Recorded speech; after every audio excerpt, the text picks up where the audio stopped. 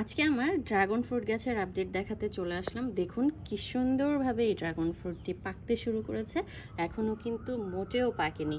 দেখুন যখন পুরোটা একদম খয়েরি কালার চলে আসবে, মানে লালটা খুব গাঢ় কালার চলে আসবে, তখনই বুঝবেন যে এই ড্রাগন ফ্রুটটি পেকেছে। তার আগে কিন্তু তোলা যাবে না। আমি প্রথম গত বছর এরকম করে তুলেছিলাম, তারপরে কিন্তু খেতে ভালো লাগেনি, কেননা পাকেনি তখনও।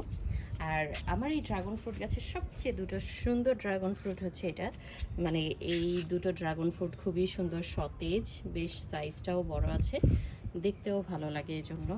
এখানে আরও কিছু ড্রাগন ফ্রুট আছে, যেটা হচ্ছে একটু কালার কেমন হয়ে গেছিলো, এই দুটো খুব বৃষ্টির সময় হয়েছিল, কিন্তু এটাও সাইজে কিন্তু বেশ বড় হয়েছে।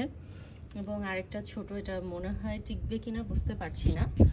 এরকম আরও 3টা ড্রাগন ফ্রুট এখানে আছে। এইগুলোতে বেশিরভাগই পিঁপড়া